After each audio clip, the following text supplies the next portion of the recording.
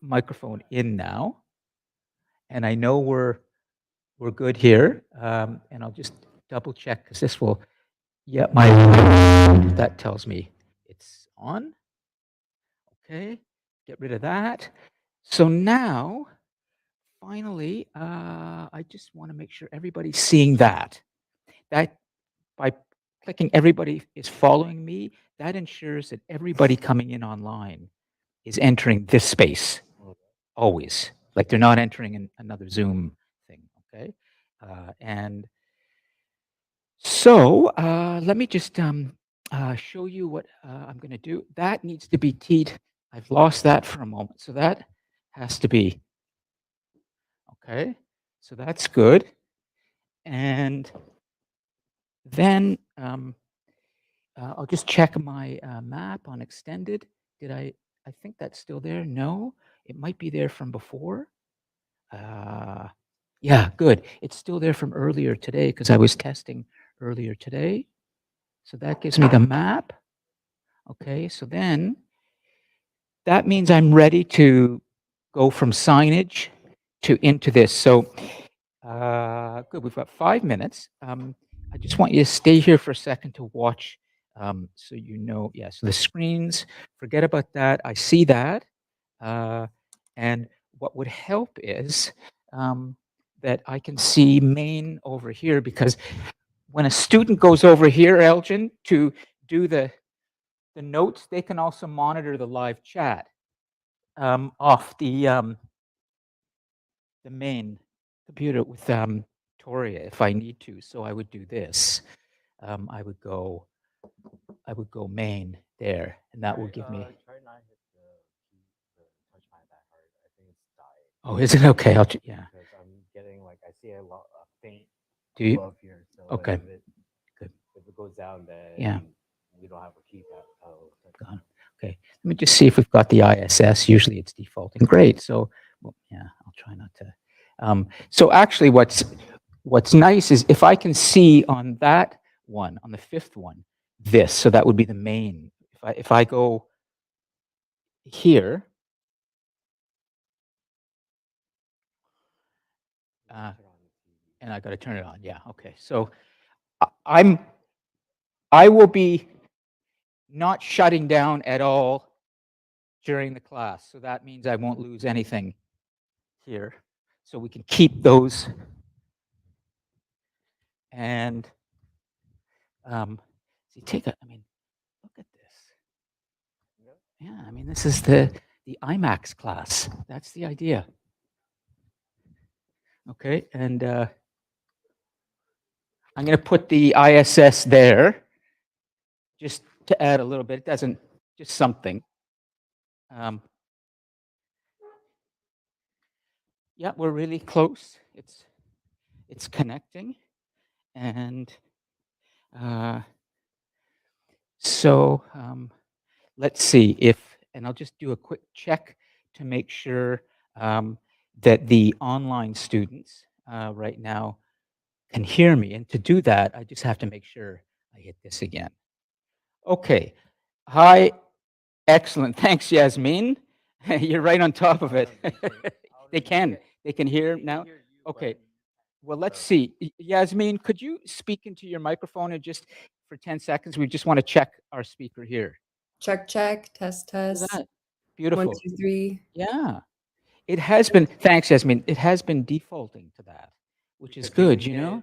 Hit main, yeah. So you just have to be cognizant. Once you swap these panels, you hit main as your last one because if you don't, Yeah. it chooses whatever you hit last. Okay, sure.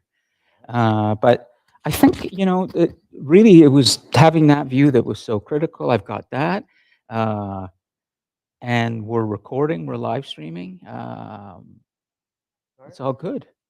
Yeah. Okay. Oh, one final question, which I think I've asked you before, but I just want to double check.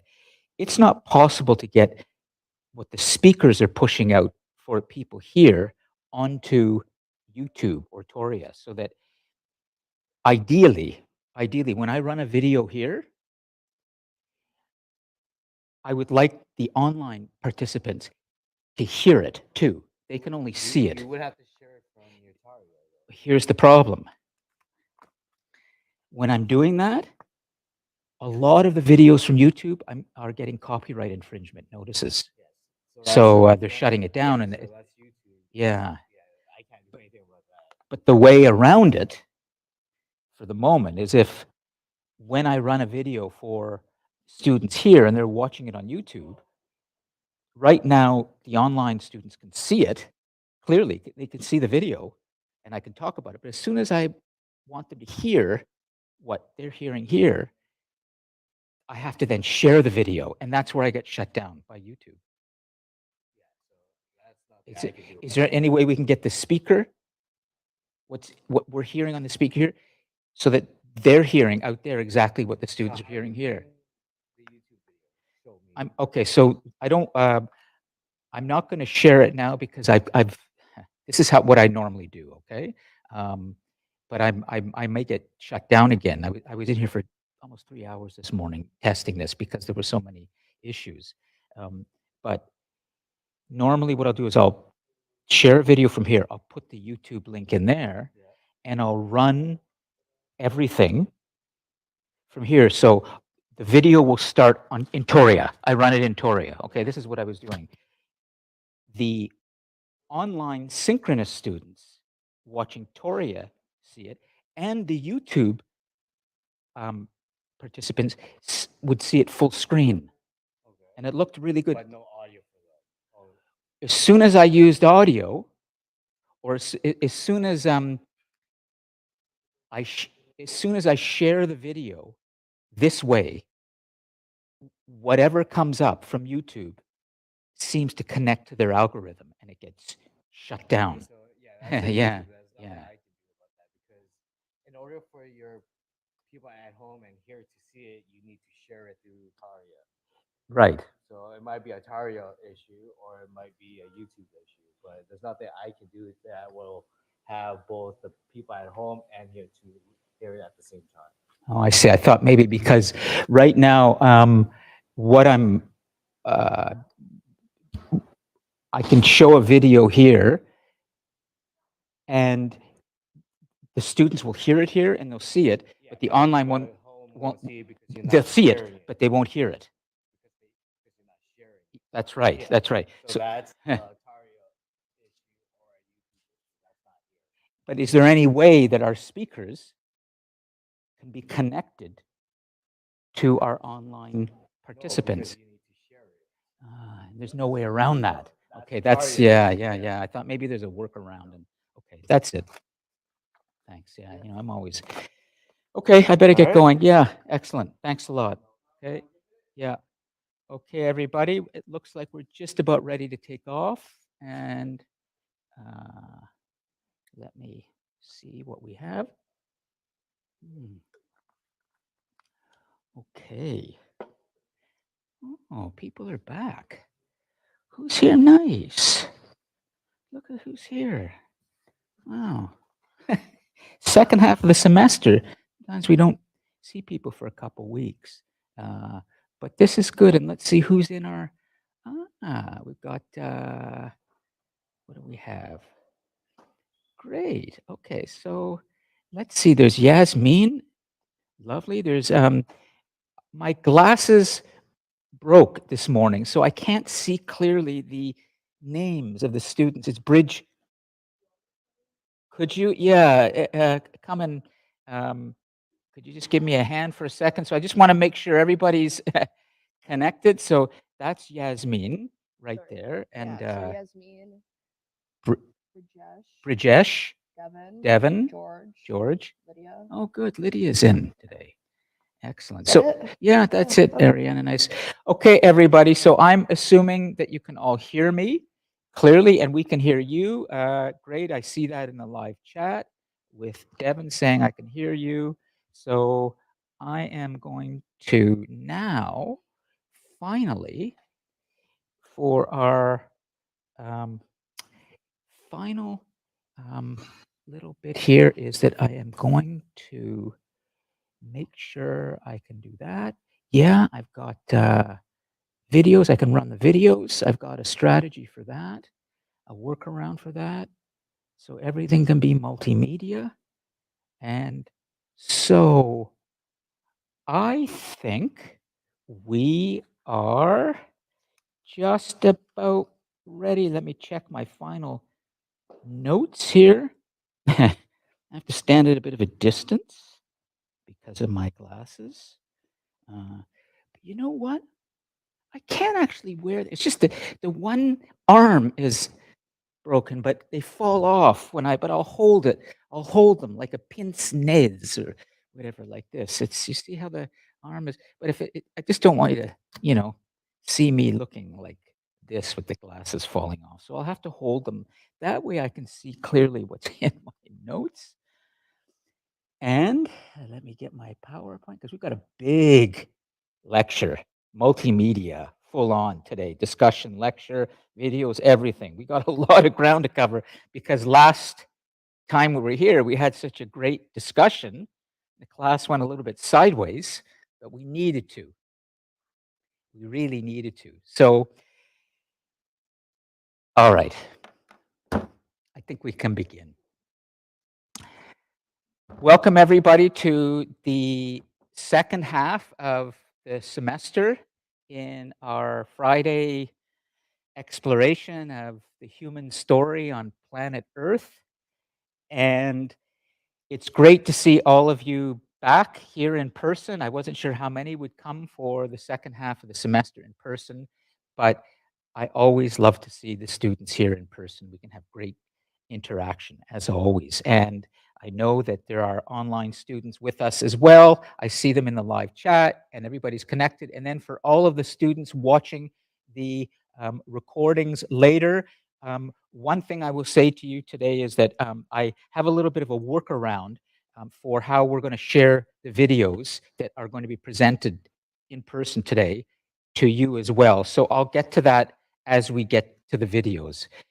But there's a slight technical issue I encountered this morning when I was testing, so I've got a workaround for that.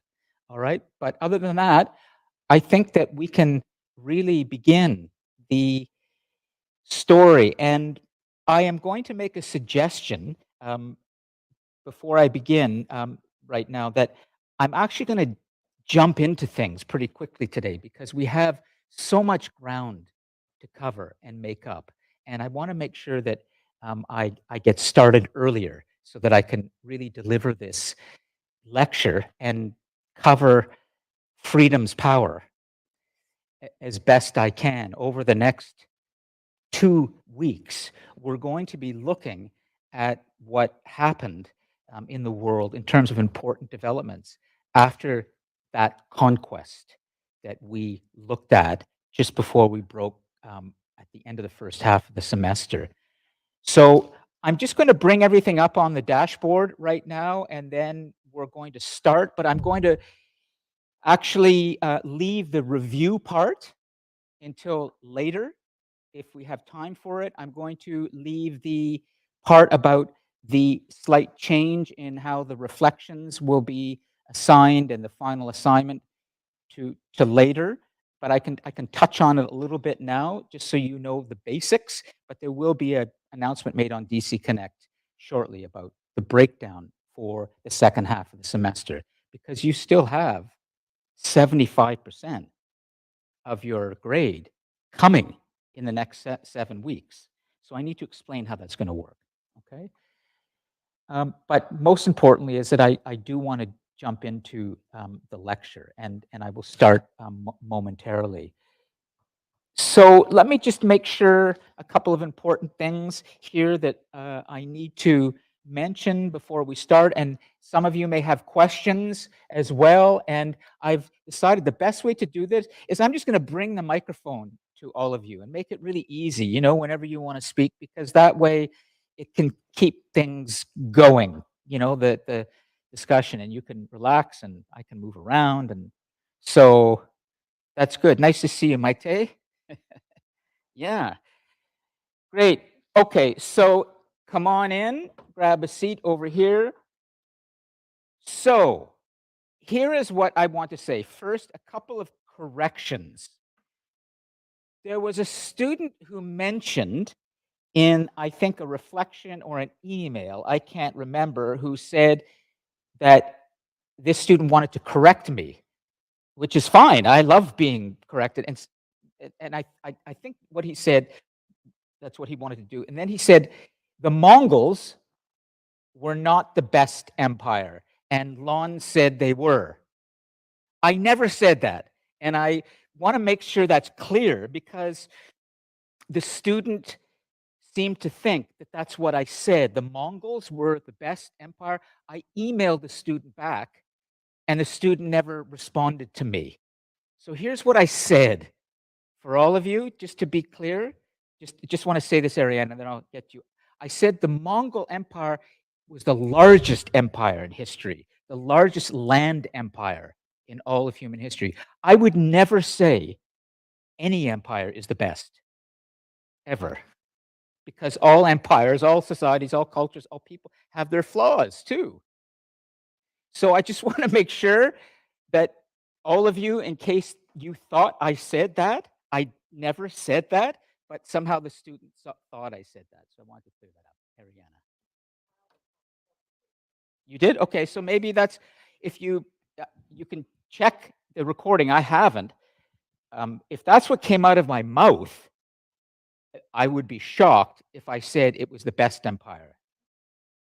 If that's what you heard and you're convinced, then if that's what I said, I stand corrected. But I think that's what you think you heard. I said the largest land, the largest contiguous land empire, meaning that it's fully connected, all the way from the Yellow River and the Yangtze rivers on the eastern part of China, all the way coming pretty close to Rome through the Silk Road system. And so what the Khan family did, Genghis Khan and Kublai Khan and the great Mongols, they were, incredibly sophisticated and smart, brutal warriors who conquered everybody and ran roughshod over all cultures. When they came in to a place that they wanted to destroy, they burnt it down completely until there was only just, dry, parched grass left.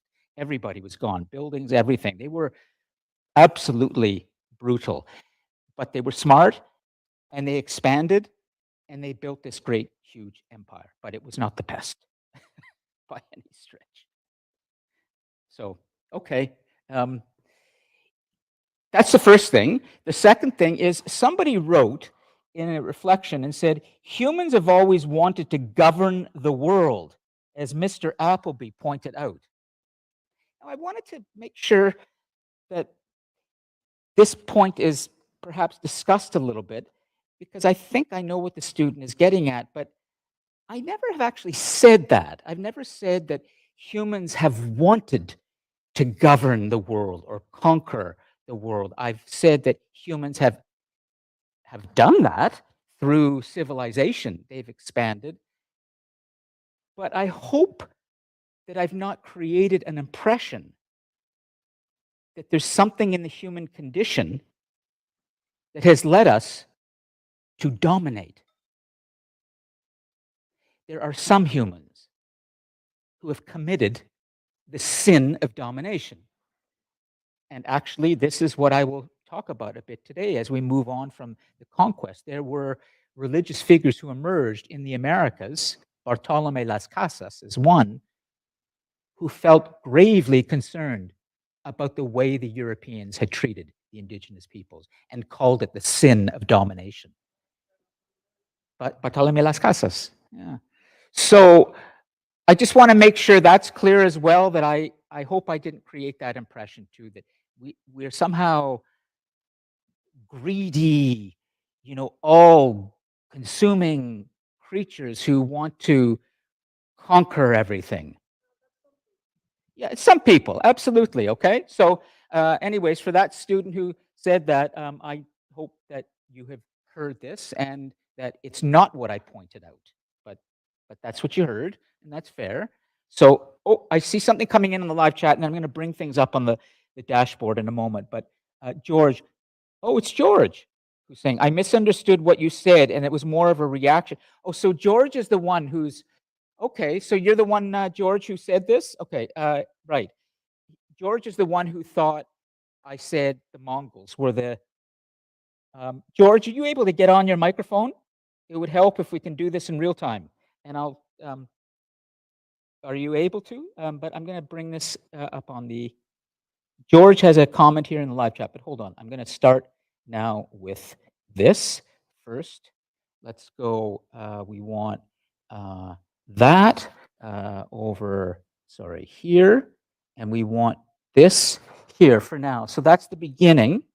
Okay. And George has said, I misunderstood what you said. It was more of a reaction, the heat in the moment. I did further research and also had further learned more about the topic. I also apologize. Well, thanks, George, for explaining, because I didn't mention your name to anybody, and it's George is the one, and he's correcting.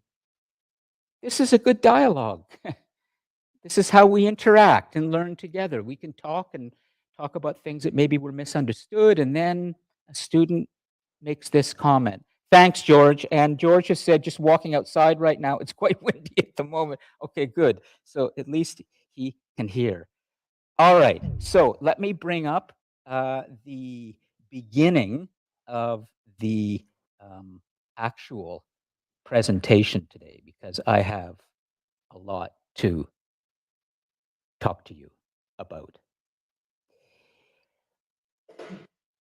Does anybody have anything they'd like to say at this point here before we start? I'm actually going to begin the lecture, and I will get to the marks later in terms of how the rest of the semester will work with that 75%.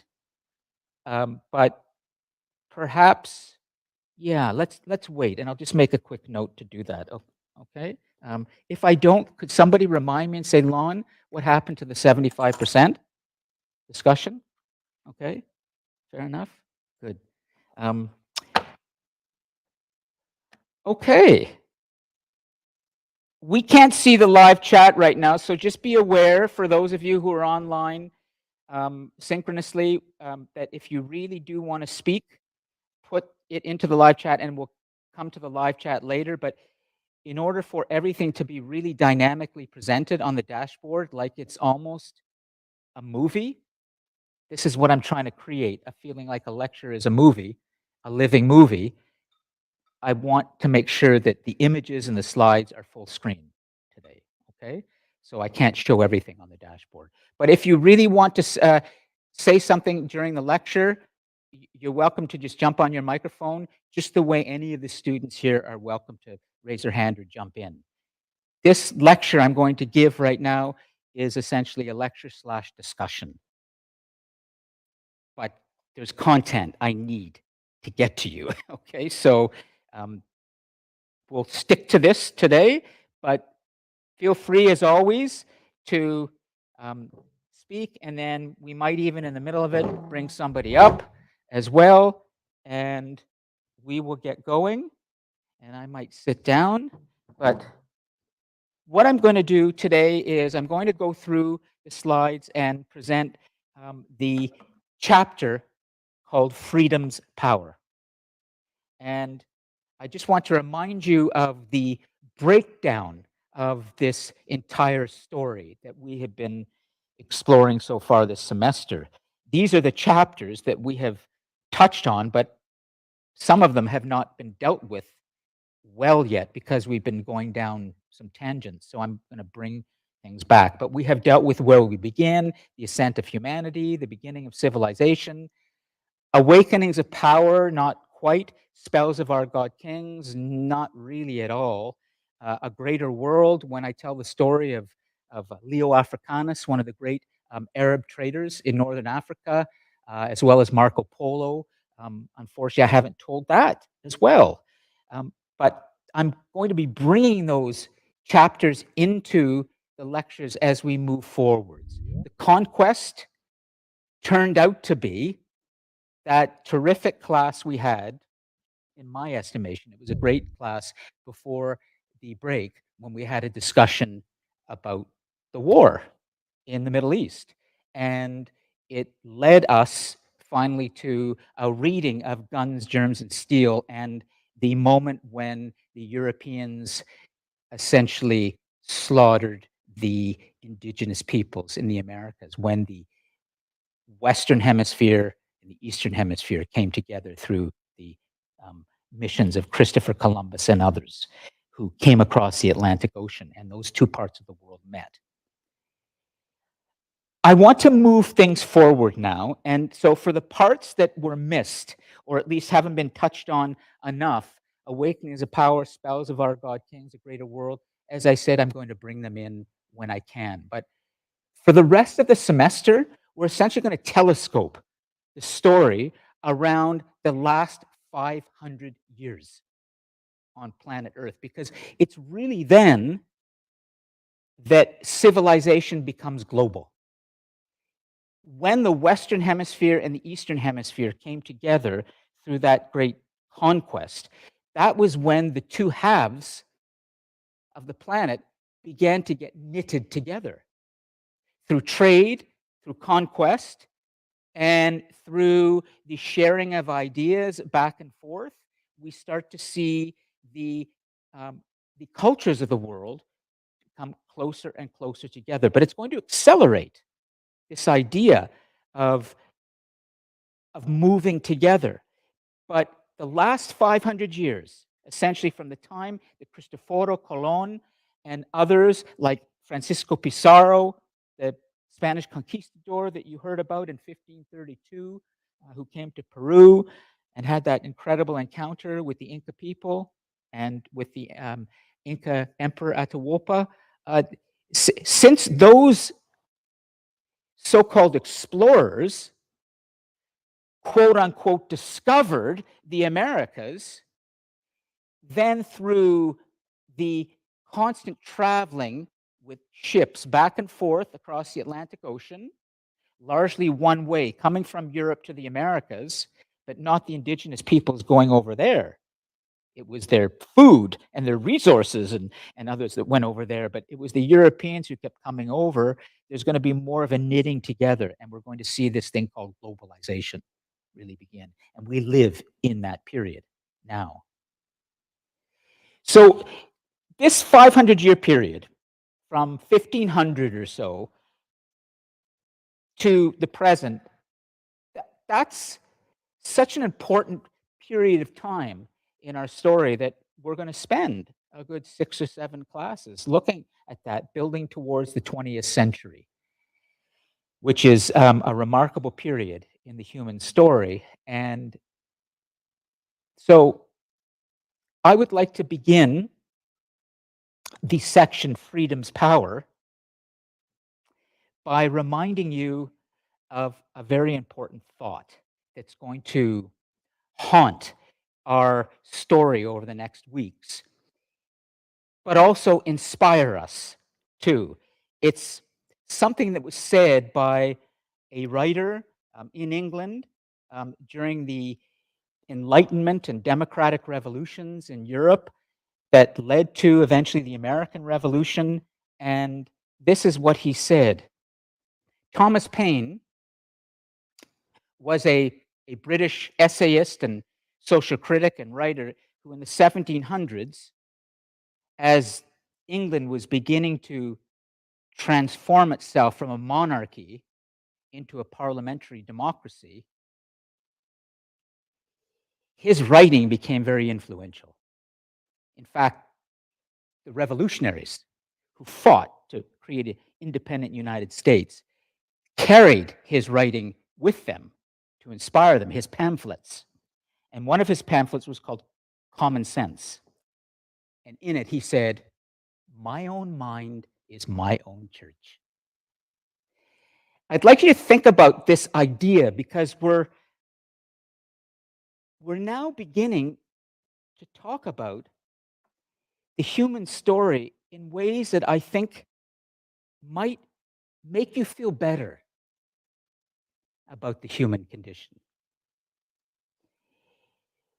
When we left before the break, you heard a story read by me from an eyewitness account of a collision of cultures that took place in 1532 in Cajamarca, small place in Peru, that ended with great cruelty and violence and war. And when we discussed the war in the Middle East, yet another war in the Holy Land, we had to deal with the fact that here we go again. In fact, there are two wars happening now, two important wars in the Holy Land and also in Europe, Russia having invaded Ukraine, and that's ongoing. So I hope that you didn't go through reading week depressed. I know you have other things on your mind besides this class and what we talk about in this class, but we weren't talking too much about freedom yet. And I want to be clear about this idea of what power means. We talk about awakenings of power, which is an earlier chapter that I was going to explore more with you, but I can sort of explain this in very sort of abbreviated ways. The power that I'm talking about in this story is not military power. It's not the power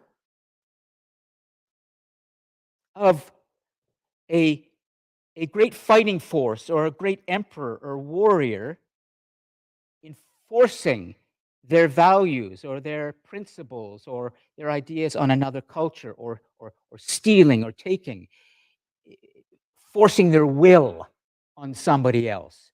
What has been called triumph of the will, for example, in the 20th century when Adolf Hitler came to power and began to invade Europe and try to establish a fascist utopia or dystopia in Europe, people talked about the propaganda in his times and a movie that was made about him called Triumph of the Will. We often think of power that way. Somebody enforces their will on somebody else, and that person has power. That's not the kind of power I'm talking about. What I mean about awakenings of power is the idea that humans start to now begin to awaken to the idea that they can think for themselves, that their mind is their own church, that they can be their own prophet, priest, or king, and they don't need a god king, they don't need a monarch, they don't need, a strong man to rule them. They can do it themselves. Because every human being, deep down, wants to be free of hunger, free of oppression, free of violence and assault, free of corruption, free of ignorance, and a whole bunch of other things that we want to be free from, don't we? So the idea of power that I'm trying to help you to open your mind to is this idea that our desire to be free and liberty is a massive power in all of us. Not all of us are ready to embrace it because some people are afraid of what's called the anxiety of freedom. The more free you are, and the less that somebody is creating rules and principles for you, the more you have to choose for yourself, the harder things become. And then you have to confront your own desires.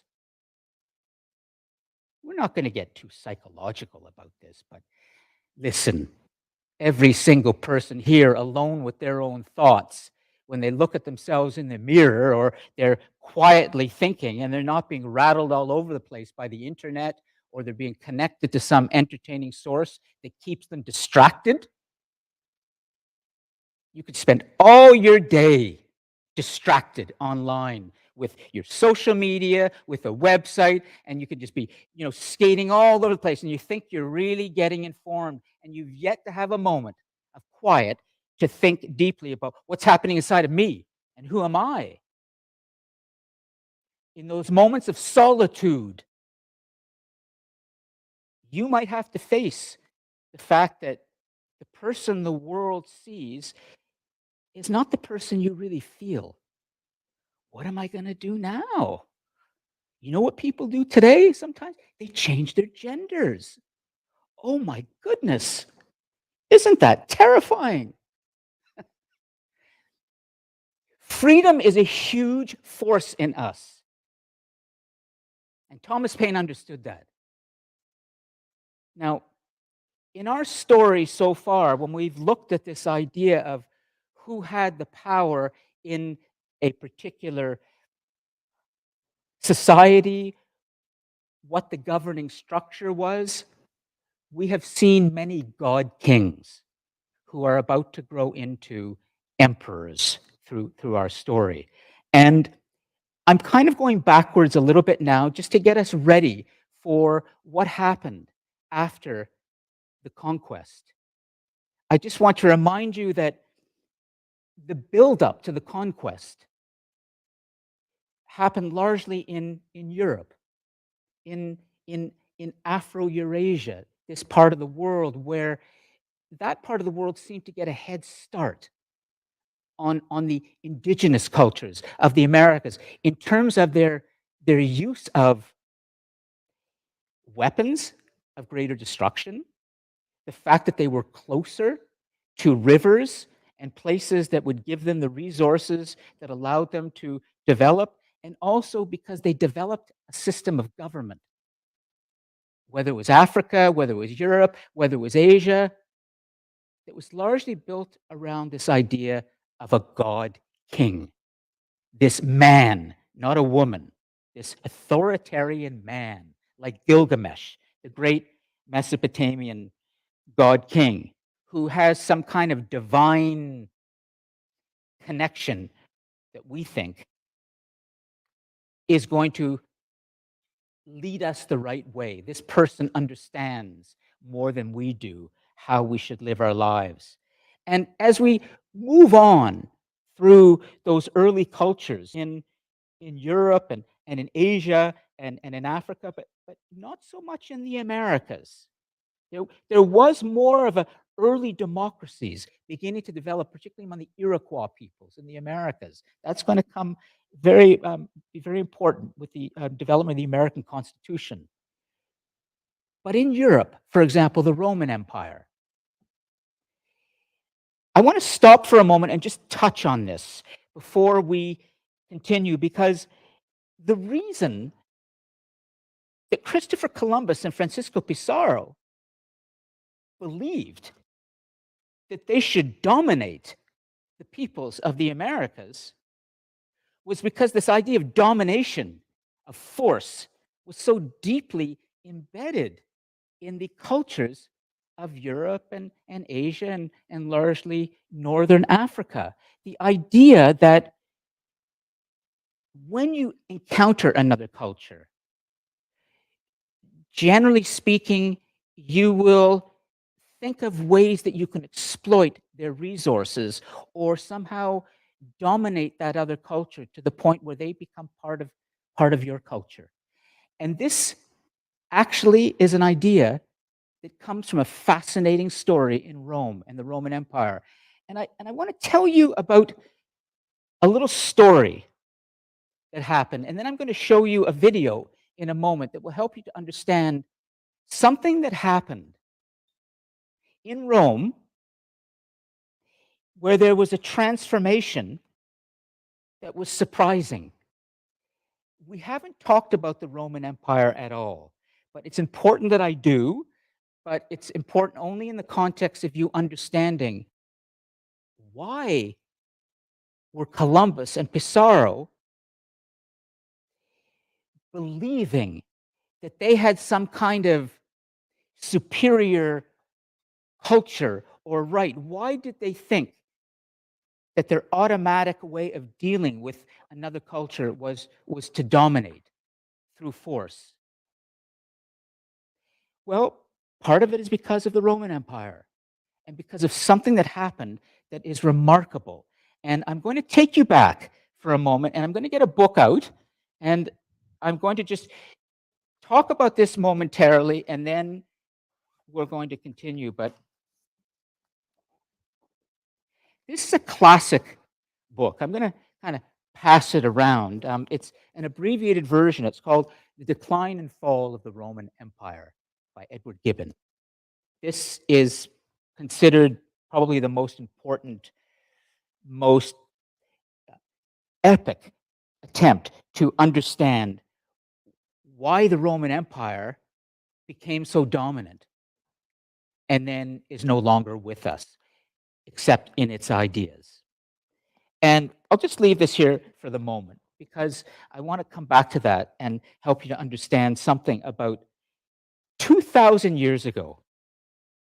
If you look at the map of the world in front of you, if you look at the Mediterranean Sea, you will see that right now there are many countries around the Mediterranean, going right to the western side. We would see Portugal, and we would see Spain, and we'd see France, and we would see Greece and Turkey, and then we go further to the eastern part of the Mediterranean, and we have Lebanon and Syria and Israel and Egypt and Algeria and Morocco going on. Well, 2,000 years ago, all of that was Roman. In all of those countries, those independent countries now, were part of one vast empire. And in every city that you went to, there would be a Colosseum and an amphitheater and baths, and there would be representatives of the Roman Empire who were sort of like governors. The way there was one of Judea, for example, during the Roman times, that would lead eventually to the execution of Jesus of Nazareth, executed by a Roman governor. Jesus of Nazareth, Jesus Christ, who was a rebel against the Romans, wanting to replace that idea of an emperor with something a lot more egalitarian.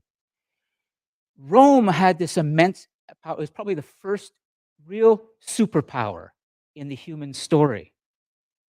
But what's interesting, and what a lot of you may not really know, is that it became that as a republic, mostly, leading up to about 2,000 years ago, which is when Jesus of Nazareth enters the story. Rome was a kind of democracy. There were no emperors yet. It wasn't a democracy that we have today, and it wasn't a democracy that the Greeks had before the Romans, but it was a republic in which people voted for their leaders to some extent. But then something happened, and this is what is so fascinating for human history. Something, and hold on to it, pass the planet around. I call it the spell of the God King. Oh, good. The spell of the God King. Christopher Columbus and Francisco Pizarro were kind of under this spell. As a matter of fact, so were the Incas. I asked you before you left, why didn't the Incas fight back? 60 to 70,000 of them. 200 Europeans who had the superior weapons. Why wouldn't all these men? Well, I'm going to put it to you, and then we'll come to Maite, because I'm sure she has something to say. Such is the spell of the God King, and you're about to see this happen in Rome, and it's going to lead to their decline to some extent. Do you remember that incredible moment that was being described by the Spanish conquistadors when they talked about Atahualpa blushing? He was presented with a Bible. He didn't know how to read it. He didn't have that language, and the Spanish friar wanted him to see this holy word, the Christian word, and Atahualpa in front of all of his people was embarrassed. Imagine the impact it must have been on the Inca warriors at that point, that they are seeing their divine leader in a moment of humanness. I wonder if the Inca warriors had ever seen their leader blush, ever. I think that there's an element here that the reason they did not fight back is because they thought that the power that made their emperor blush could not be fought. Because their emperor was a god. And if a power comes along and seems to be more powerful than their god, then that power must be even greater. We got to run away from this. There's no point fighting that. Let's get the hell out of here. Such is the power and the spell of believing that your leader is divine, that when you see your leader in a moment of humanness, you freeze. You don't know what to do. You're terrified. Now, Maite, I'd like you to say what you want to, and then I'm going to come back to what happened in Rome and see if there's something you want to add to this. Please, yeah, let's get the microphone. But such is the spell of the God King, and it's going to affect the Romans. But the difference is now, we humans are about to break this with our desire to be more free.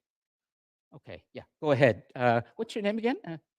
Ben, thanks, Ben. Okay, and I've got microphone here. Maite? Hi, Yeah. you hear me? Yeah. I have several comments about you saying why Rome became such a large empire. First, I think we need context.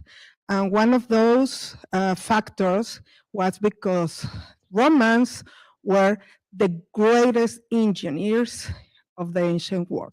And they had the ability to manage water. So when you manage water, you have almost all your necessities covered. So they, if you haven't, well, the Maslow pyramid that says that you need your basic necessities covered, food, water, shelter, security. Sure. If you have that, you can move on. Then you can start doing art, doing philosophy, doing wars. Okay, so that's why they had all that, because they had engineering and they moved the water wherever they wanted. Sure. Okay, that's the first point. The second point, the last God King I remember in Roman times was Caligula, and he was dead. There were And many. he was killed by the Praetorians. Later, the title of Caesar was, well, holy fire. Like That's people try to, Before, I'm going to talk Okay, about Julius okay. Caesar in a moment. but Julius Caesar was never going for being a king.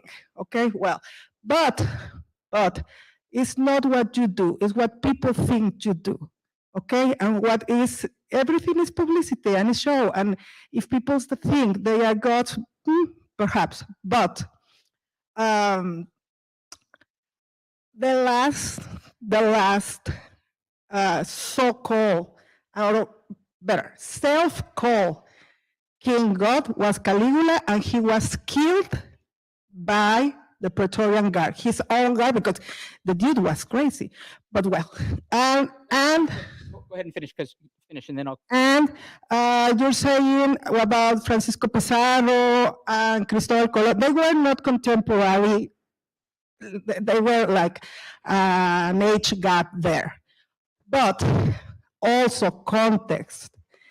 They came from the very same place, and they were sponsored by the Spanish crown, who just had won the war against the Arabs living in the Peninsula Iberica. In Spain. Well, not Spain, but the lower part, okay? So, because of this, queen and king were blessed and authorized, and it's not sponsored financially, but sponsored like in publicity by the Pope. They were able to do that. That's right. I talked So- about that last time. And the priests and the guys who came to America, because America is a whole continent, okay, start these ideas of these were savages, and these were medieval, fanatic, ignorant, furious, violent people. If the people, Okay, hold yes, on. they were. Let me stop for a sec because I want to come back and also correct you. Two things. No, they weren't ignorant. They were medieval in some ways, but what I'm trying to help you to understand is that in Europe, this idea of the god king was very embedded in the culture and had made them in some ways very strong cultures through this idea, but it wasn't enough for people. It wasn't enough for humans to live in a society where there is such controlled thought. Humans want more. The second thing I want to say is Caligula was one of the most debauched, deranged of many Roman emperors, and assassination of Roman emperors was quite common. The Praetorian Guard was the men who guarded. They were the elite fighting force who guarded the emperor. He wasn't the first emperor who was killed by the Praetorian Guard. There were many assassinations, and Julius Caesar came before Caligula. So I want to explain, because I want to come back to this. I want you to understand something about the spell of the god king and how remarkable it's going to be that very soon we're going to see after the conquest that this idea is going to be confronted most seriously for the first time in human history. We're going to see people beginning to say, enough of kings, enough of emperors, enough of god kings. We want something better for humanity that will allow all peoples to be treated with dignity. Let me explain. Let me explain how this is going to start. First, I want to show you two things before we come and look at what happened directly after the conquest. 2,000 years ago, there was an individual, a warrior, a general in Rome, and his name in history, as we know, is Julius Caesar. He's one of the most extraordinary figures in all of human history, and many of us are still fascinated by him and what he did. I want to explain a remarkable thing that happened in Rome, a turning point. Rome became a great empire around the Mediterranean during a time when there wasn't an emperor. There was not a king. They were a republic. They did not want a king. But then, let me just finish. But then,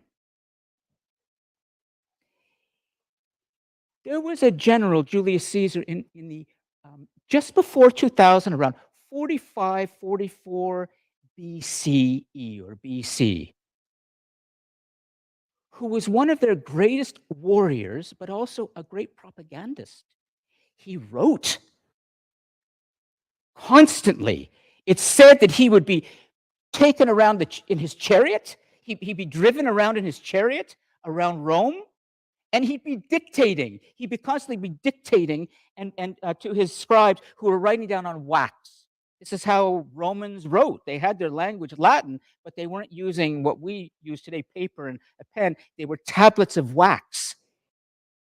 to be written on. And then these wax tablets would be taken by a courier to somebody. So he was constantly dictating, and he started to dictate his sort of memoirs of how he had conquered the Gauls, the great warriors of what would become France. At that time, they were called Gaul. And their king was Vercingetorix. Eventually, Julius Caesar's reputation became so great that he was seen as a kind of almost otherworldly figure who could win any battle, could defeat any adversary, including the hardest, most dangerous one, the Gaul warrior Vercingetorix, who was defeated eventually. When Julius Caesar came back to Rome after his long battles in which he'd won many, but also he had written about them, so there's some propaganda there too, but people believed in him. When he arrived in Rome to execute Vercingetorix in a public execution, it's a wonderful, if I could show the scene, I would, from the really terrific classic television series Rome, but the quality of it is not very good. I'm going to show you something else in a moment about the Chinese emperor Shuangdi that's even more extraordinary. When he came back to Rome with Vercingetorix in chains, and he made sure that he painted his face crimson, purple. Purple was the royal color of Rome. It comes from the snails in Phoenicia. Like my taste purple today, beautiful purple. And like the book I'm handing around, when you take the dust jacket off, it's purple. Purple was the color as well of one of the great Roman gods, too, Jupiter. Julius Caesar painted his face this color. He wanted the Romans to see him like a god. He brought Vercingetorix into the center of Rome, surrounded by people, and he executed Vercingetorix in front of everybody, because he wanted everyone to see that he now had the power of life and death. He could defeat the Gaul king, and he could defeat you and control you, but he could also save you. And so then he did something remarkable. He said he now wanted to be a dictator. This is where we get the word dictator. It starts largely with Julius Caesar. He wanted to have power for life. No Roman leader at that time had ever had power for life. He wanted it. And you may know the rest of the story, which is in 44 BC, the senators stabbed him to death, including one of his closest sort of proteges, Brutus, where we get that haunting eternal line, et tu, Brute, and you, Brutus, which is what Caesar is supposed to have said to Brutus when Brutus gave him the final stab to finish him off. Here's the remarkable thing that you may not know. He was killed because the senators apparently did not want to have a dictator. They felt that he was reaching for too much power. And do you know what they then did after that? This is an incredible moment. If you're going to go and kill somebody who is reaching for too much power, wouldn't you then be putting in a system after that that will be different from what that dictator wanted? Wouldn't you be trying to kill the idea of a dictatorship too and bring something better for people? But they didn't do that. The senators then decided they wanted a dictator. They just didn't want Julius Caesar. They wanted his son, Augustus. And so what happened was they killed somebody who seemed to be reaching for too much power, and then they put in place not the republic again, not a freer state, but a more controlled one with a person who became the first dictator of the Roman Empire. And that was his son, Augustus, who became the first emperor of Rome. And after that, Maite, we then begin to see a succession of single men ruling Rome, becoming ever more corrupt. And this will galvanize people like Jesus of Nazareth in the Roman province to fight against this corruption and try to find something better, because Rome had chosen to go down the road of a God king. And this was part of its decline. It became strong because it was freer. It began to weaken when it became authoritarian. Yes.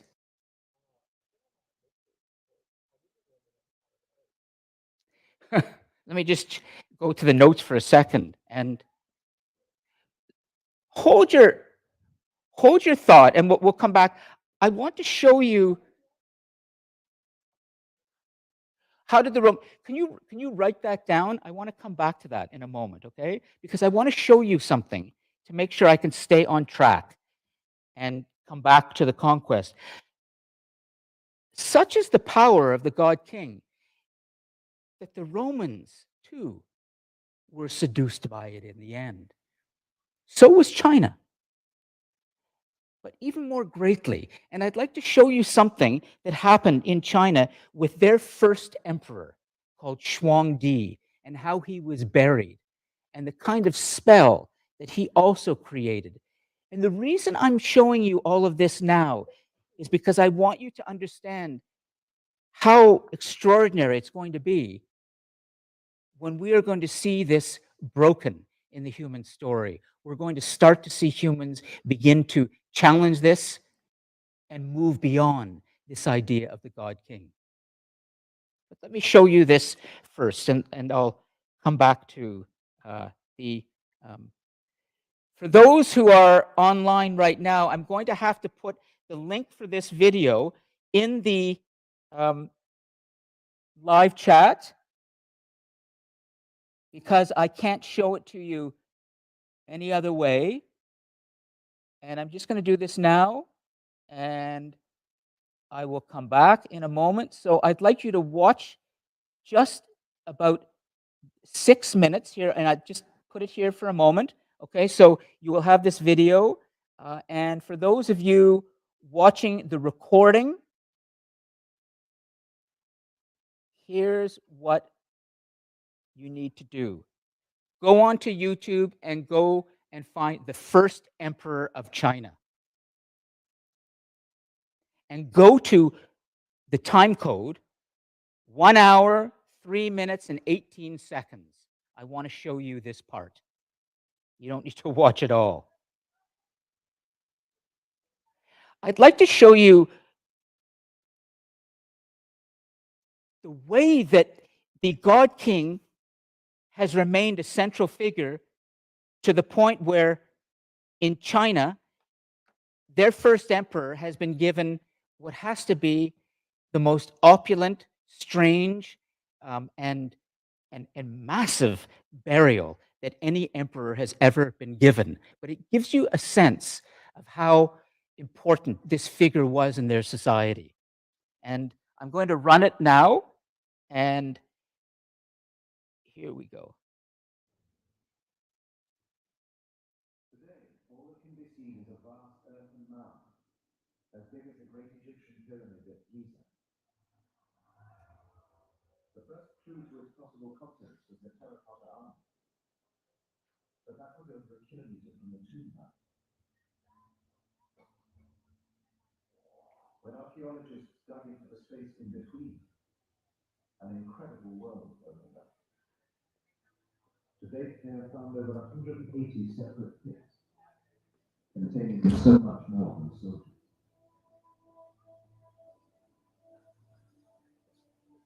Hundreds of terracotta dancers, musicians, and acrobats were built to the same exacting standards as the emperor's precious art. And the imperial craftsmen, freed from making weapons, created perfect birds to stand in the artificial lakes of buried gardens. And perhaps the most exquisite bronze artifact ever found, a half-scale model of the imperial chariot to convey the emperor in his underground world.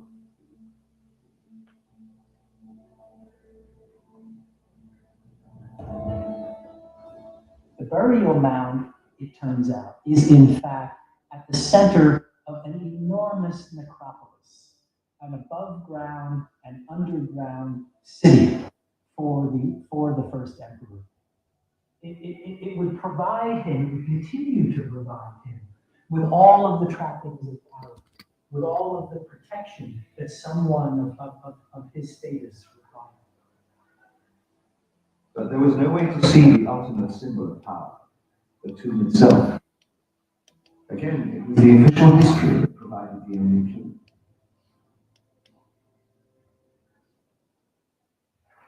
But this time, the account seemed too incredible to take at face value. 令将作记录时有所权进者，既设置 The emperor sent more than 700,000 convicts to dig down through 3 rivers and fill it with bronze. On the floor of the vault, there was created a map of his entire empire, all of China. He had artisans stick jewels into the ceiling to represent the sky, the cosmos above. The streams, the ocean, the text said, were filled with quicksilver, with liquid mercury. He had some kind of machine which circulated that mercury to imitate the actual flowing of the waters. That it would be a kind of water clock, a machine, and that as long as it kept running, the emperor would continue to exist in his enclosed world. A bronze tomb filled with liquid mercury. The idea seems beyond fantasy. The weight of the mercury alone would be thousands of tons. Even though China had mercury ore in abundance, how could one man command such resources? And could it be proved?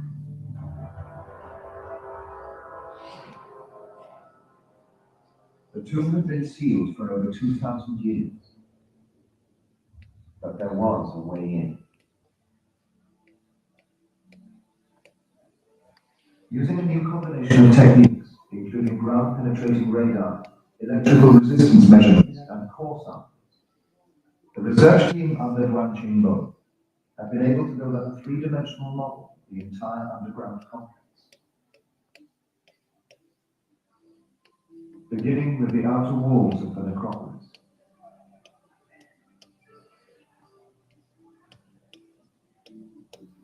And revealing for the first time the mausoleum structure hidden beneath the lava.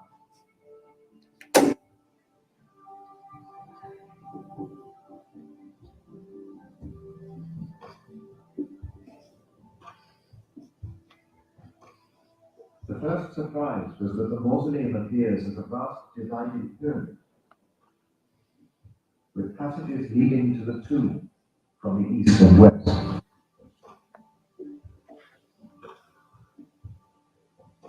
And when they took the all-important readings from beneath the pyramid, they discovered the tomb itself. Seen here as a clearly defined area in blue. A space hermetically sealed for 2,000 years. It measures as big as a football pitch.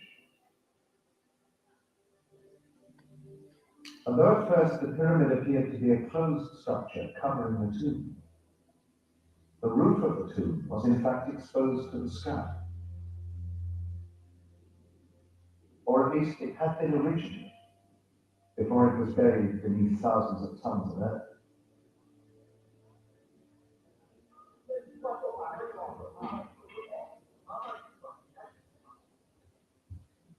Yuan and his team have been probing the tomb mound for almost a decade, tracing the shape of the pyramid beneath their feet, with a series of over 4,000 core samples.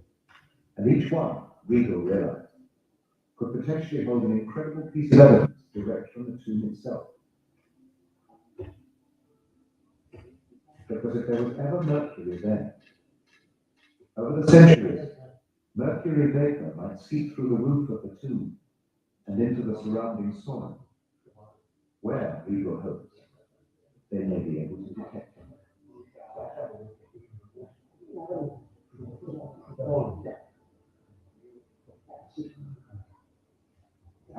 那是什么？到汤层了。到了汤层。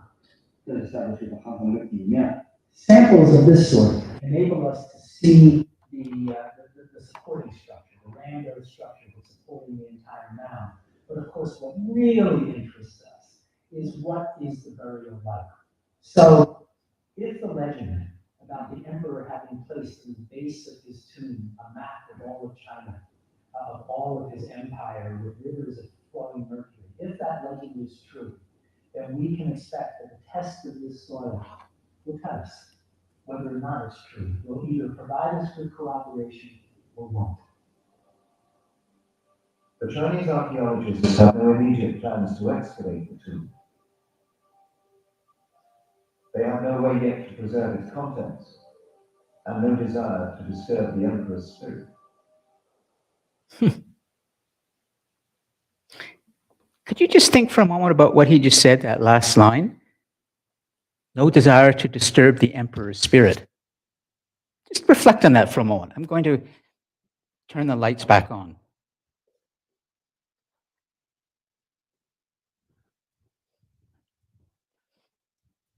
Is it possible that they're afraid of his spirit?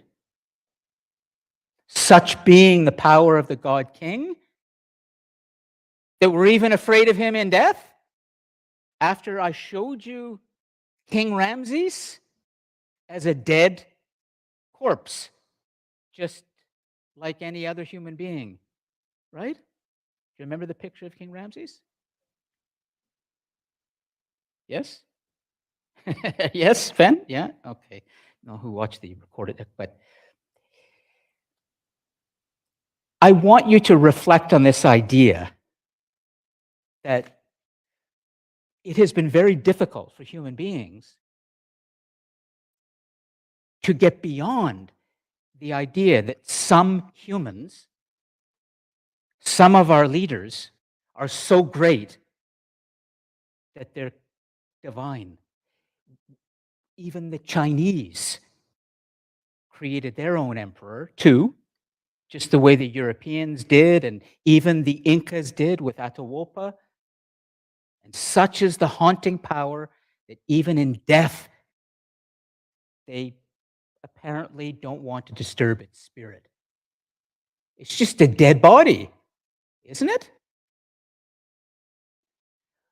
Well, let me come back to where I want to definitely be, because I want to introduce you to somebody who's going to start to challenge this whole idea. And the students watching that, good. Lydia, George, Devin, Yasmin, were you able to watch some of the First Emperor on your own with the link? Excellent, excellent, okay.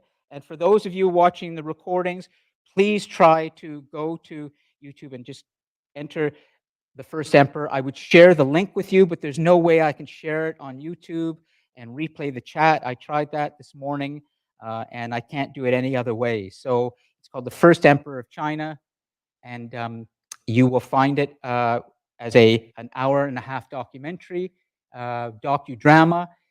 You can skip all of the dramatic parts, the made-up parts, and just go to the documentary part, the part that we just saw, at 1 hour, 3 minutes, and 20 seconds, and just watch that incredible portrait of this necropolis, this large burial ground, a city underneath for one human being, just one man.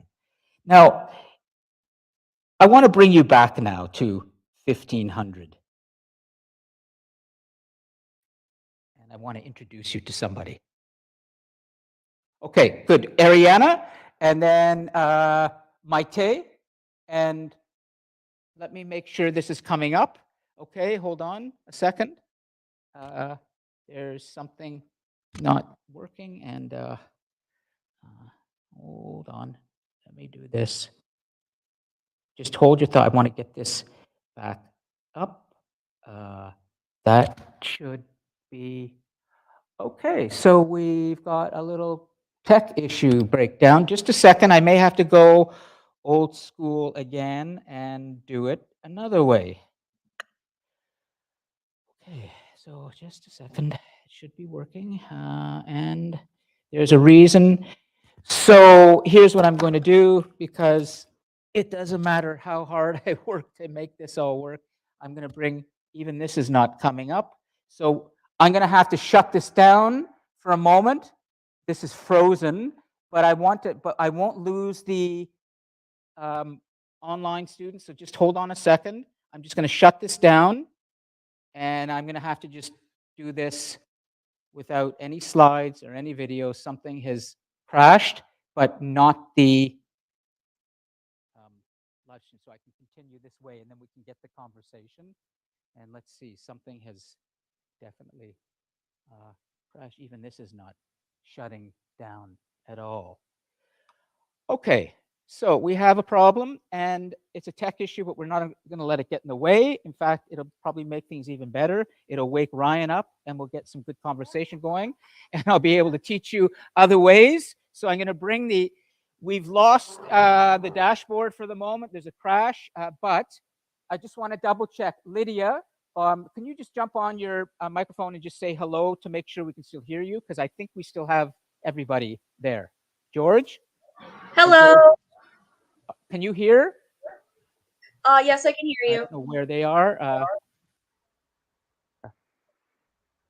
Okay, just a second. Can you hear me? Devin, can you? Oh, great, good. You can still hear. So George, you can still hear. Excellent. Okay, so everything has crashed behind me. Okay, good. I spent almost 3 hours in here today trying to solve all these tech issues, and I got so close. I'm going to. I wanted to really make this work. But anyways, in the end, all that matters is we talk and I teach you. So forget about all of that, and I'll make sure you get the content you need. Okay, so here we go. Ariana, please. I just had a quick question. I don't know if this is working. Turn it on. Hello? Yeah, I'm going to do it this way. Hello? No, it's not working. Just a second. Do it this way. Hello? Hello?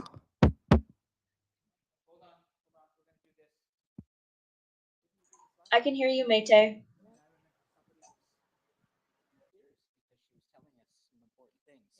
Okay, that's enough. Anyways, I just had a quick question about like this, because now it's underground, right?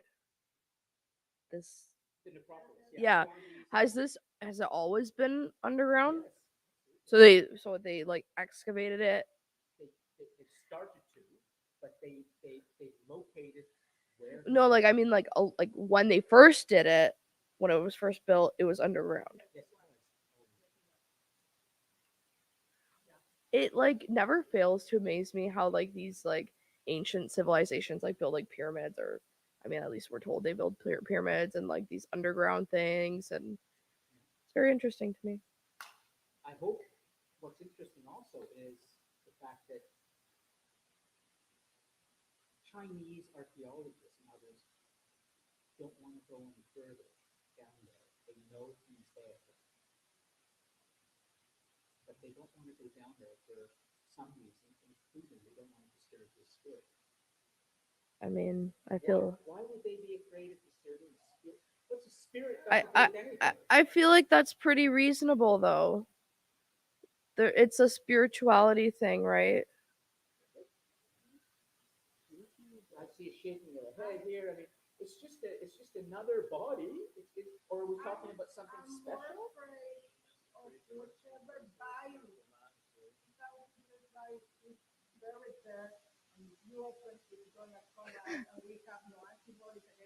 Yeah.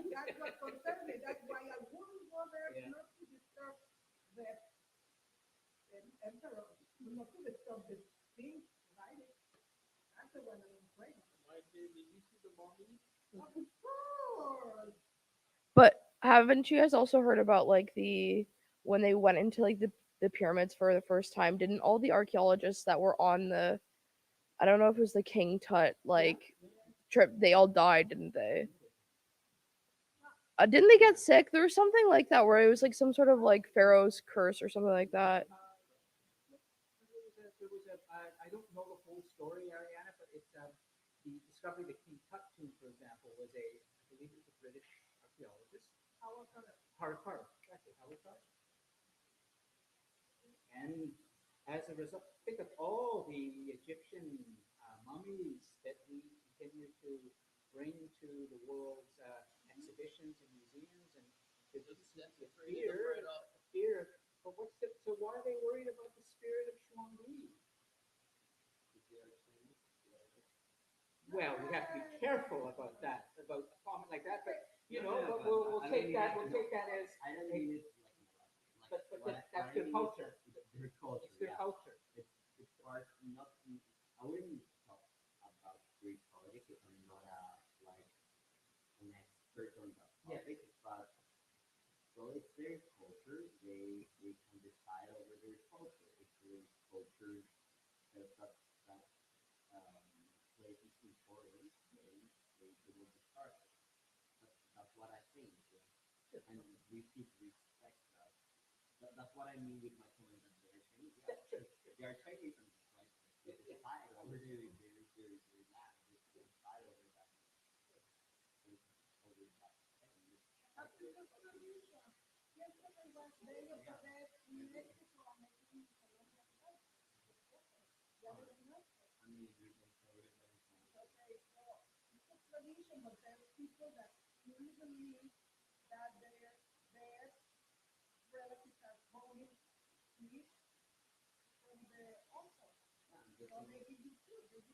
I You don't want to dominate. You don't want to go there and impose your power over there. You really want to go and impose it. No, it's an archaeological place, and you have to let them be. Okay. I don't see why. I just want you to be thinking about this idea of the spell of the dog king. It does. I think it's something to consider. That is part of the human story, whether it was in Peru, who refused to confront the human story. So personally, I think it's quite disrespectful to be digging up people when they're dead and like moving them around places and exhibiting them and all these things and like showing them off that, oh my god, look at this mummy, right? I personally would be pretty pissed if I mean like I personally of course don't know what happens after we die, but if there is a spiritual world and my spirit can come back, I will haunt you if you do that to me. I'm just saying. That's So you do believe that a kind of somebody can be haunted by a spirit? oh yeah, for sure. Huh? Oh, for sure. Well, I can't argue with that. I want you to think about this idea because I want to tell you about somebody who's so important and who kind of.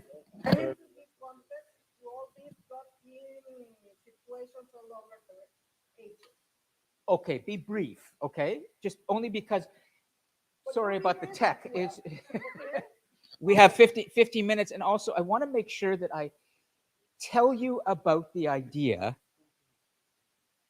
that there is something as strong or greater in the human being, something that is stronger or greater than our need for a God King. And that is our need to be individually free. But we all have a bit of both in us.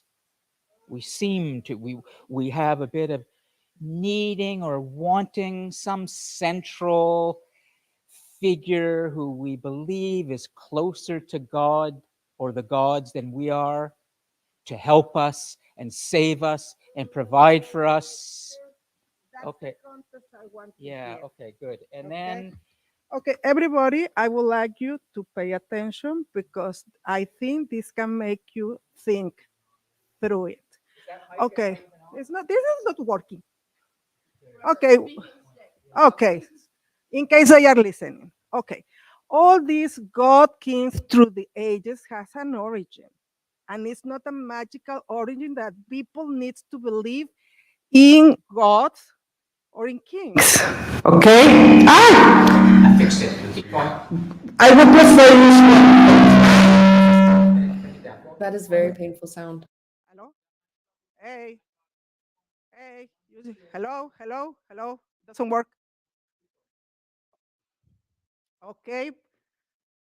Okay. Well, so the main issue, the main issue why people fall for it is because of fear. Yes. Don't interrupt me. No. Wait. It's my turn, okay? So be quiet. It's fear. Since Neolithic, since Paleolithic, people doesn't understand how the world works. So they need to find an explanation. And people is totally hopeless and totally in defense, is the word? In defense against, defenseless against natural war. So they are asking for answers. And of course, there's always gonna be a person a little bit more intelligent or a little bit more, you know what I mean, that the rest of them that's gonna find the answers or give them the answers they want to know. And if you don't, once this person of this group, the persons look at the benefits of controlling people's fear, they won't let go. Okay? Because now people that fears will pay you to keep them safe, physically and spiritually. That's where kings come, God kings come from. And it has another characteristic that if you don't do it willingly, you're going to be enforced. Okay? And that kind of punishment for not believing, they were brutal. And they set a precedent for everybody who wasn't playing along with that. You just have to see North Korea and how they treat them. You don't need to go to ancient Egypt. You don't need to go to the Incas or to Mexico, to the Aztecs. Okay? You don't need to go to the Romans. You can see it now in the 21st century. Just watch North Korea. He's a king, a god king. And if he is not treated as such, he will kill you and your family. Well, he won't kill you. He will sentence you for generations to work in labor camps. That's the way god kings are made, because they institute a regime of terror. That's how it works. Now, you said that. Okay. But that was really well put. And I also noticed you have purple shoes today, so you're very Roman, you know, and elegant. Yeah. No, I want to make what Maite said is wise. And Ryan's awake. Good. Okay. And then I'll check in on the tech. Ryan, go ahead. Okay, and I'll manage.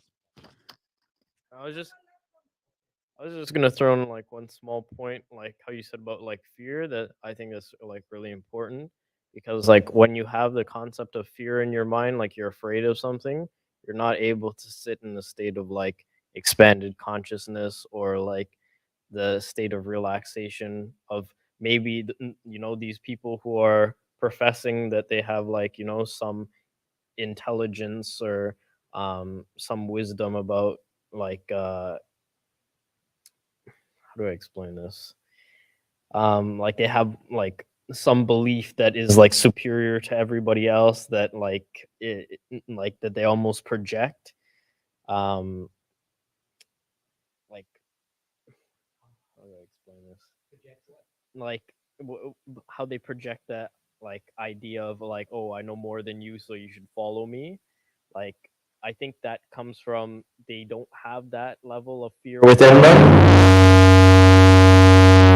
Go ahead. I don't think they don't have that level of fear within them, so they're able to kind of like, I don't know, like maybe what they're believing in is somewhat accurate, but I think that kind of whatever you set your awareness on like becomes your reality. So like if everybody's afraid and like they see somebody who's not afraid and he has like one belief in like something, then I don't know, I think that like universal law almost says that, oh yeah, this guy will be governed to power basically, because like like everybody else is afraid and they don't know what to do, and then there's one person who's like not afraid and he's like, okay, I have this idea or whatever about the way things should be. So Okay, but hold on a second. I want to make sure that everyone has a chance to address this, because even though there have been a lot of problems today technically, and I'm very frustrated with this because I spent a lot of time this morning. There's critical content here that I want to make sure you leave the class with today.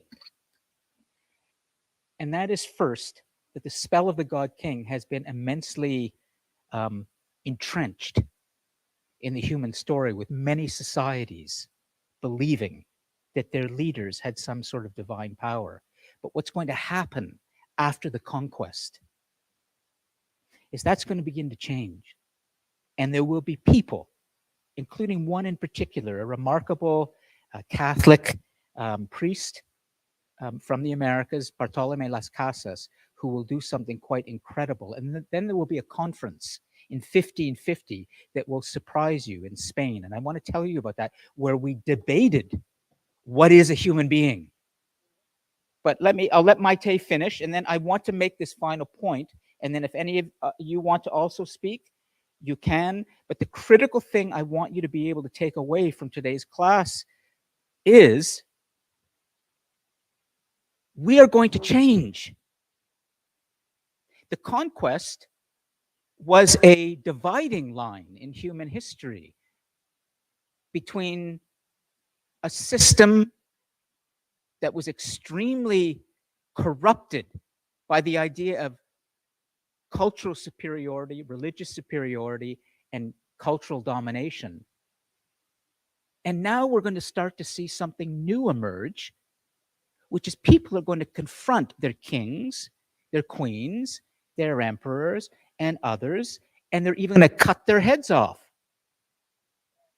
And there's going to be democracy that's going to come slowly but surely. There was no such thing as democracy that we know of in most of early human society. There was a republic in Rome. There was a period in Greece where there was some kind of democracy. There have been flashes of free thought, flashes of freedom in our story, but never have we seen what we're living through now, which is more people in more parts of the world are more free. That's going to change. This is a remarkable moment. It doesn't mean that we're all free, and it doesn't mean that we're all able to live in the same way, but it means that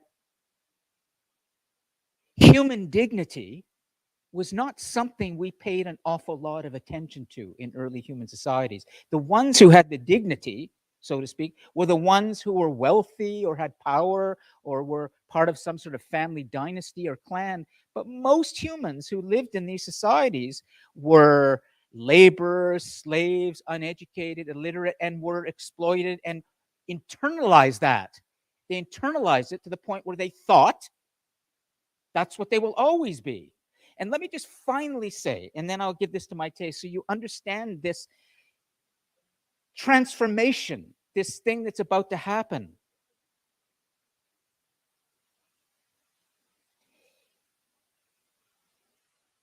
There are people today who come from very impoverished, disadvantaged backgrounds for one reason or another. And when they're given the chance to get out of their ghetto, the ghetto that they have been born into, the restrictions imposed on them, the poverty they may have, the addictions in their families, the sense that they can never rise above that. And when they're given the chance, they don't take it. Why? Because they internalize their inferiority. That's the most dangerous thing. That you internalize the sense that you don't deserve as a human being. No, it's yes, it's a systematic, but we are now living in a period in history where we are trying to change this. And that's why we have something called human rights.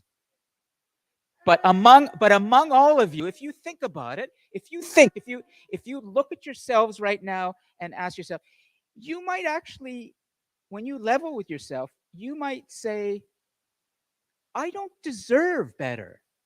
I can't be living better than I am. I can't have more money or more love or more education, because this is what I was born into. I was born into addiction, slavery, or anything else, and you internalize it and you believe you can't go any further. That is the worst thing that can happen to a human being.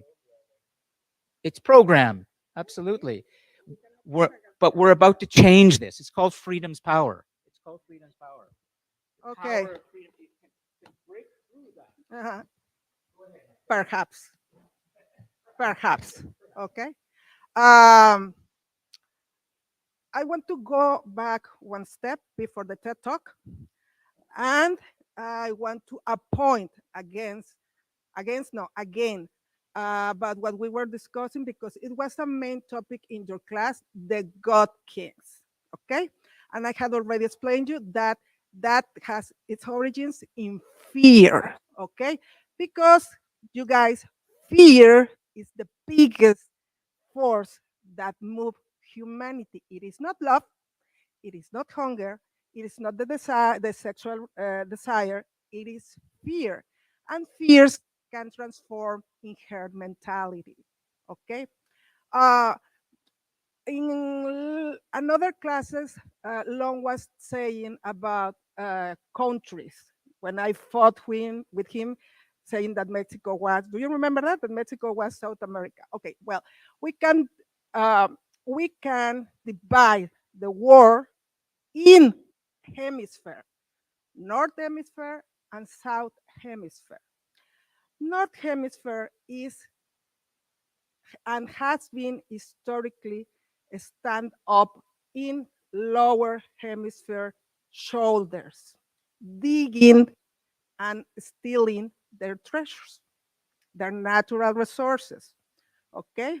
So, and they have turned those countries into poor countries, and people live there in precarious conditions, very, very precarious conditions.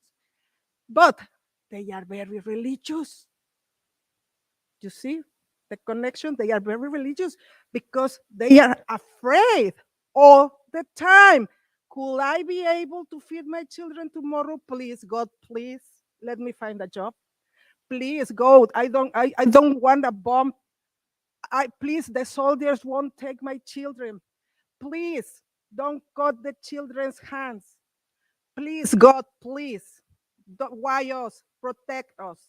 But the Northern Hemisphere is curiously, there are many ateos, people that doesn't believe in God, atheists. Why? Because they don't have the fear and they don't have the necessity. How many of you pray? Yes, because you want to, but you don't do it because you are afraid of anything. You're not afraid that tomorrow somebody's gonna come and get you or kill you in your sleep, or a bomb is gonna fall into your house, or you won't have anything to eat tomorrow.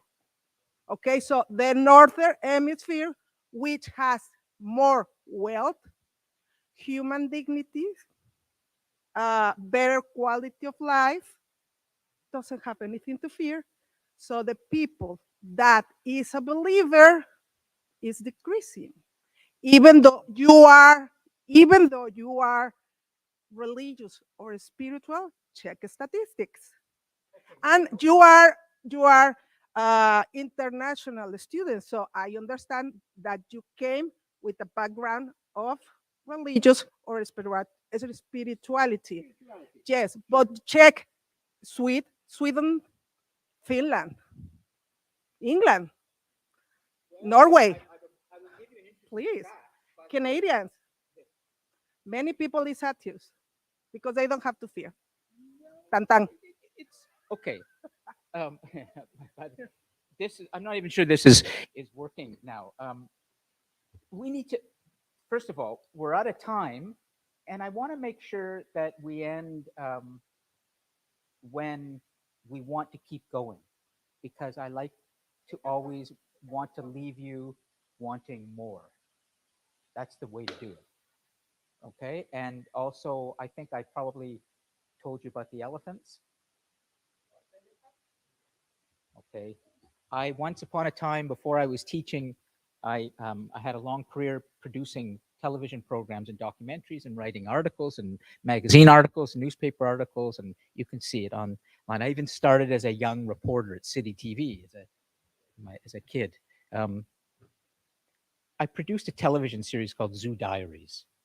You can still watch it on National Geographic or the, I don't know, Animal Planet. And I spent a lot of time at the Metro Toronto Zoo setting up the series, and I got to spend time with the elephant keeper there and watch the elephants and how they were trained. And I'm not a big fan of zoos and captive animals, but that's something else, another story. Whenever one of the elephants had to be sort of trained to come to the cage and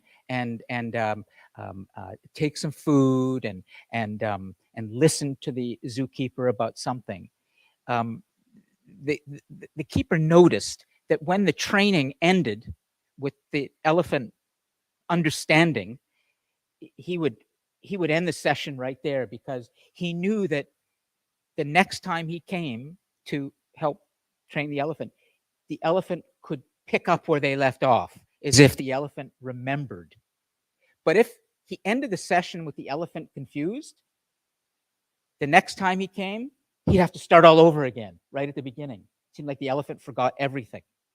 So I prefer to end a class when people seem to be understanding things, because then we can just pick up where we left off.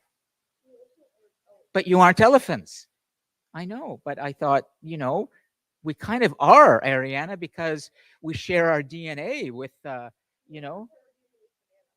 that's true. And we're part of this thing called life, and 98.4% of our DNA is shared with the chimpanzee. Yeah. So I want to end on a high note so we can pick up where we left off. But also, I always never want to forget how I'd like to thank you all for being here and being part of this continuing experiment. When things go wrong, 75%. we can still have a good class. And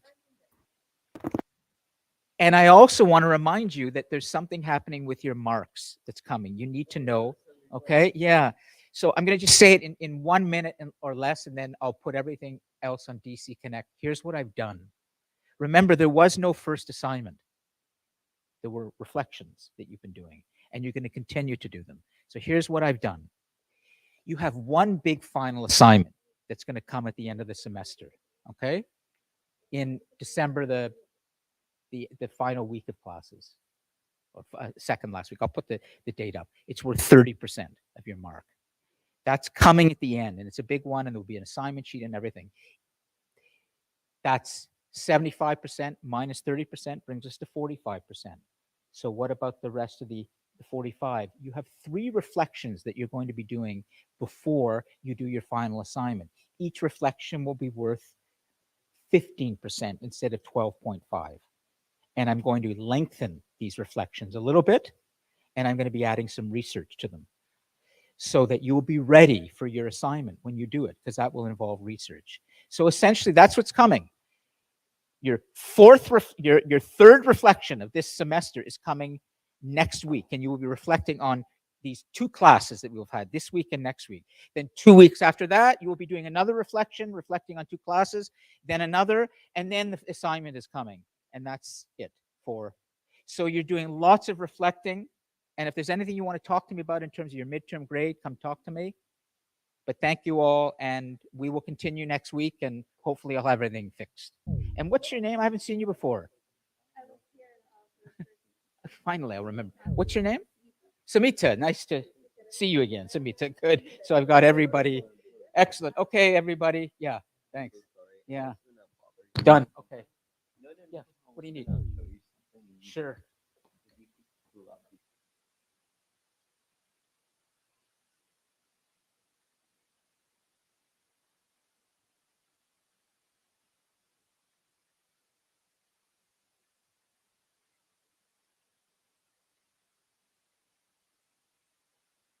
Is what yeah. All right. I'm going to just shut down.